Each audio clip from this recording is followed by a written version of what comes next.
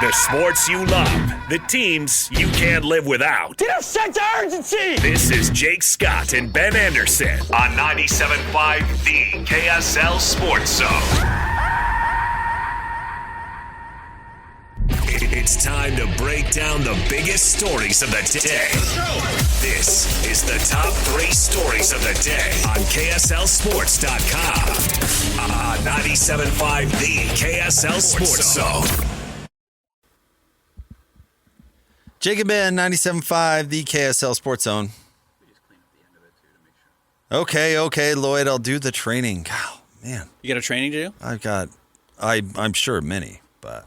Phishing scams and whatnot. Yeah, I mean, I get it, but, Lloyd is just all over me about this whole thing. Likely because there are people all over him, but you know how these things go, Ben. Absolutely. It's time for the top 3 stories of the day. It's really a game everyone enjoys, the training game. Top 3 stories of the day at KSLSports.com, brought to you by J. Brooks Jewelers. Cherish your love with J. Brooks Jewelers. Explore their expertly crafted engagement rings made from the finest materials. J. Brooks Jewelers. Parker is filling in today for Christian as his mandatory sentence continues. Well, stop breaking the laws. We're kidding, of course. Christian's on vacation. He'll be back. I don't know. When is he coming back again? Next week. Oh, I thought it was next month. August. Oh, I totally misheard that. We'll see what the probation officer says. All right, Parker, where are we starting today? The Jazz are going to be beginning the Summer League here on Saturday. Starting Saturday. At the Huntsman Center. Let's, if you show up at the Delta Center thinking like I'm here for some sweet Summer League action, you're in the wrong place. Or you're in the right place because you can just jump on the train. I think it's the Red Line. Go straight up. Oh, Jamil was telling me yesterday there's some controversy with that the Red Line has been hijacked? Not operational. What? That's what he was telling me. Well, that would be bad. Because Jamil who's going to be producing the whole thing. Locke and Boone are going to do play-by-play. Yes, they are. So Jamil's going to be producing, and he's concerned about parking. So if you are wondering, hey, is there anyone I should watch? Obviously, you want to see Ace Bailey, and you want to see Walt Clayton Jr., and you want to see John Tonji. You want to see the Jazz players. Saturday night is probably the best matchup because they will be playing the Philadelphia 76ers, including VJ Edgecombe, who was the number 3 overall pick. Yeah. You probably saw him at Baylor. So that's the biggest star power that you are going to see. Let me pull up the schedule because I want to make sure I've got the right days that the Jazz are playing. Who on Monday, because they're taking Sunday off, obviously, the Jazz are going to host the Memphis Grizzlies, and that will feature Cedric Coward, who the Grizzlies traded up to grab. So there'll be a lottery pick there. They traded with the Portland Trailblazers on draft night. And then the Jazz will host the Thunder on Tuesday night. All of these games are at 7 p.m. And the Thunder have Nikola Topic, who was drafted in the lottery last year. So there is lottery talent with every opponent the Jazz will be playing. But certainly I think the premier night, Saturday night, will be maybe the most engaging. This is a good year for the Salt Lake Summer League. For the reasons you just put out there, this is a good year to get your tickets and go to the Huntsman Center. Totally agree. Again, they're going to be on every Jazz game will be on KJazz. Saturday night will be on ESPN. Monday night will be on NBA TV. Tuesday night will be on NBA TV, and then it gets only better when you go down to Vegas because the Jazz are going to play Con Knippel in their first game in Charlotte. They had drafted 4 guys in the top 35. That's Friday. Sunday, not a big deal. They're playing Golden State. Doesn't have anyone on it. Monday night, they're playing San Antonio. Dylan Harper, Ace Bailey's teammate. And then Wednesday night, they are playing the Washington Wizards and Trey Johnson. So outside of Cooper Flagg, Jazz fans get a chance to watch their team play against all top 6 players drafted other than Ace Bailey, who plays for your team. So it's very cool. Well, Saturday... Well, let me ask it this way. How many chances are we going to get to see the older Jazz players in Summer League? Like Bryce Sensabaugh. How many games is that guy going to play? Bryce is only playing in Salt Lake. Yeah, right. And maybe a game, right? Wouldn't you think? I mean, they haven't said that. I'm speculating. I was told that they want these guys to play as much as possible. So I won't be surprised if Bryce gets a lot of burn.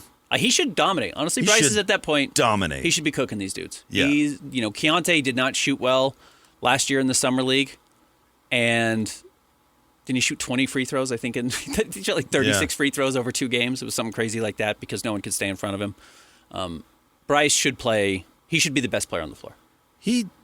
I mean, he gets lost a little bit, but he had a good year last year. He had an extraordinary year. Yeah. I mean, he Bryce had a good year last year. Among the top now 8 young players on the Jazz roster, which is the 3 players they drafted 2 years ago, 3 players last year, and now I guess even John Tonji, even though he's not young. We'll say just the 2 first-rounders this year. Like, Bryce is in the upper half of those players. Yeah, absolutely. Bryce is easily in the top 4 or 5. I agree. Of those guys. All right, what's next? The Lakers have added a much-needed big man at center with Deandre Ayton. Oh, I disagree. I don't know if anyone needs DeAndre Ayton. Look out. Look out. LeBron has been appeased, and the Lakers are title contenders once again. Let me steal this quote that I read in The Athletic, which was slightly concerning. I Look apologize. The Portland Trailblazers could live with DeAndre Ayton missing shots or his man scoring on him, neither of which is good. Why are you living with that? Those are bad. Don't live with that. He said they could even live with him being limited to injuries to 55 and 40 games in his 2 seasons in Portland. But in the end, they couldn't live with his bad ways. The tardiness to team flights and practices, according to a team source. The skipping of rehab appointments. Fans saw him slam chairs when he was taken out of games. And a team source said there were tantrums in the locker room when he was sidelined for poor effort. Ben, Why could you live with any of that? he missed a game because of an icy driveway. He had an icy driveway, Yeah. and his solution was, I don't know how I'm going to get Staying there. home from work. Not like, I'll do whatever I can to get there. Not, I'm going to walk to the top of the hill and get an Uber. Or whatever. I remember it was a particularly icy time in Portland that doesn't have a lot of ice. And it's hilly. Yeah, it is. Whatever, but you're the star of the Blazers. You're the former number 1 overall pick. You find a way to get there. Yeah, you walk up the hill and you get an Uber, or you have someone from the team come and get you. They have low-level interns whose job is to do whatever. And he's like, no, I'm going to stay home. Okay, DeAndre. Okay. I mean, imagine that in Los Angeles. I mean, this is going to be really something. I'm pretty interested to see how it goes. It's a circus. It's going to be a circus. There's no way the sommelier is going to end up playing this guy. I don't think it's going to go You know what I mean? smoothly. At the very least, I don't think it's going to go smoothly. The sommelier is going to Jackson Hayes him, right? He very well might. Yeah, I mean, he very well might. Make LeBron play center again. We've seen unserious big men have success playing with the right types of guards. Remember, JaVale McGee, I think, won a title as the starting center for the Golden State Warriors? Just by being like, I'm huge, I catch lobs, I take it seriously sometimes. DeAndre Ayton is not even that. He doesn't even have the ability to channel that. I don't think he can get into that role of being like, okay, I'm next to LeBron, I'm next to Luka, let me dial in, revive my career, and go get a next huge paycheck. I don't trust him to do that. I don't think he has the maturity to do it. No. No. Remember the Suns, what did they do? They didn't even they didn't pick up his option, right? They signed him. They matched the deal from the Pacers. As the a Pacers gave him a restricted max free agent. deal, and then traded him for new Jazz man Jusuf Nurkic. So I mean, he's made a lot of hay on he was the center when the Suns went to the NBA Finals, right? Made a lot of hay off that. And he tried occasionally during that playoff run. And it's got him this far, Ben. I don't think it's going to get him much further. I think it's funny that the Lakers had to sign him to a 2-year deal. That's how little leverage the Lakers have. They needed somebody. They had to sign him to a 2-year deal. Is the second year, I need to look into it. Is it a Player option. It's a player option. That's even more leverage. Yeah, he's got more leverage. You're the Lakers. Portland just cut him. Portland, a team that actually is trying to develop and get they're trying to win games. Not that they're there, but they're trying to build it. They're trying to take steps forward. They could use a young big.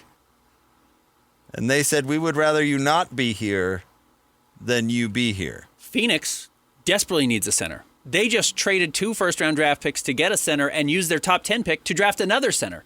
They had DeAndre Ayton, and they said, this guy, we can't win with this guy. And guy's then, killing us. Portland got him. And what did they do in the very next draft? They drafted a center with a top 10 pick again.